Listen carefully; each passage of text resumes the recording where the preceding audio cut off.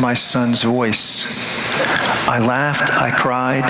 She said, because my son, whom I thought was dead, is alive.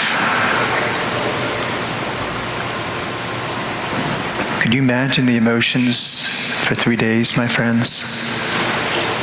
Could you only imagine, especially you parents sitting out there, of what would go through your mind? And that's went through these disciples. That's what's going through their brains, my friends. And we come to Mary Magdalene because she's the first one at the tomb. And there's a great line in there. Mary Magdalene came to the tomb while it was still dark. While it was still dark. There's some beautiful things she teaches us. And I'd like to go through just 3 of them. The first one, my friends, while it was still dark, she ran to the tomb, didn't she? One day, a teenager and his 3 buddies were playing basketball at their little court that they had at home. And all of a sudden, the teenager goes into his house with his head down, telling his mother that he had lost his contact lens in the driveway playing basketball, and that they were looking for half an hour, and could she help come out and find it? When his mother came out, within 2 minutes, she found the contact lens. And the boy, her son, looked at her mom and said, Mom, we've been looking for half an hour for those contact lenses. How in the world did you find them so quickly? She said, it's simple. You were looking for a piece of plastic. I was looking for $150.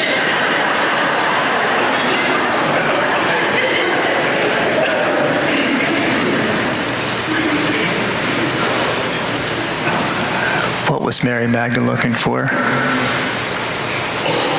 She was looking for someone that could fulfill her life, right?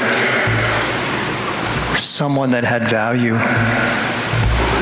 She was looking for someone who could fulfill her life, that gave her purpose and meaning.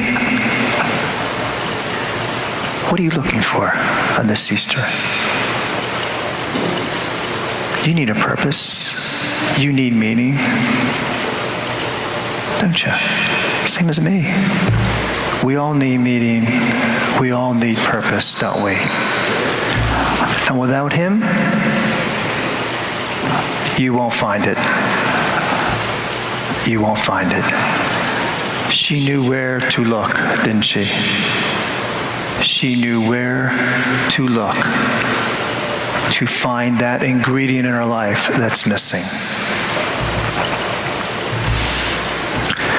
While it is still dark, darkness hits each of us, doesn't it, my friends? Whether depression, loneliness, grief, adversity, in whatever way that comes, health, financial, job loss, darkness hits. While it is still dark, she journeyed to the tomb. While it is still dark, my friends, when darkness hits each one of us, to whom do we turn? A businessman, Alan Emery, was in the wool business. He spent an evening with a shepherd on a Texas prairie. And in the middle of the night, they were woken by the howling of coyotes. The shepherd's dogs sprung to their feet and were barking out into the dark distance out there, where the sound of the coyotes came from. The shepherd threw in a couple logs in the fire, and it burst up, and it created this beautiful glare over the countryside and lit him up. And as that businessman and that shepherd looked out into his fields, he noticed all these glistenings out there. Do you know what they were? They should talk about the sheep's eyes, right? The sheep's eyes. Just like any animal, when you shine a light, you see that. They were all looking. The dogs were looking in the darkness, barking at where the sound came from. The sheep were looking at who? The shepherd. Why? Because they knew that shepherd is the only one that can help them, right? They knew that. They're not going to look out in the darkness, my friends. Why look at the darkness? And we spend so much time, don't we, dwelling on our loneliness, our grief, our adversity, our problems, don't we? All of us. It consumes us. And so we continue to look at this darkness. St. Mary Magdalene, she had that darkness, but she continued to try to find him. Who do we turn to? Who do we turn to, my friends? While it is still dark, who do we turn to? And the last thing, my friends, while it was still dark, Mary Magdalene came to the tomb. Where the heck were the others? Where were they? Where the heck were they?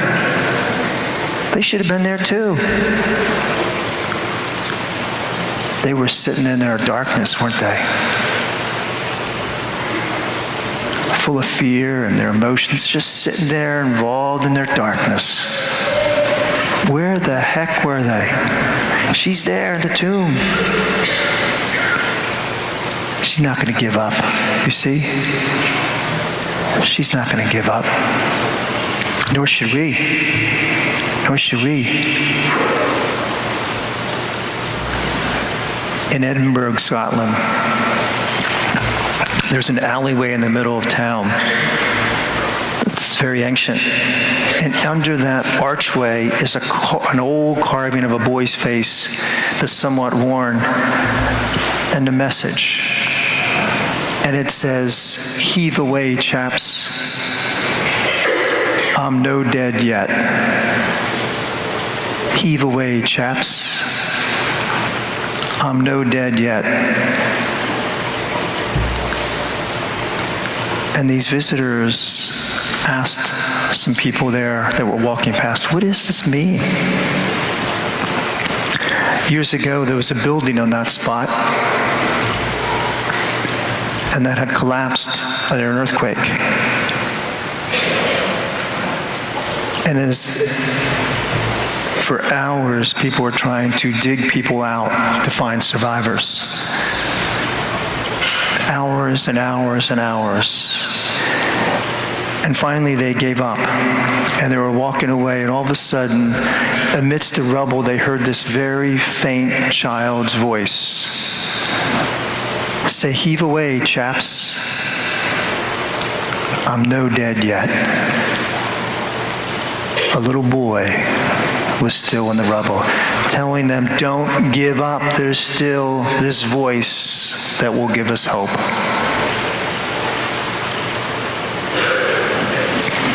Heave away, chaps. I'm no dead yet. You see, that voice, that person can give us hope, can't he? And what a beautiful message for Easter it is. He gives us meaning. When we turn to him, he helps alleviate our darkness. And he gives us that hope, doesn't he? And isn't that what we all need? Isn't that what every single one of us need? And so today, my friends, as this Easter message came alive for St. Mary Magdalene, may it come alive for each one of us. God bless you.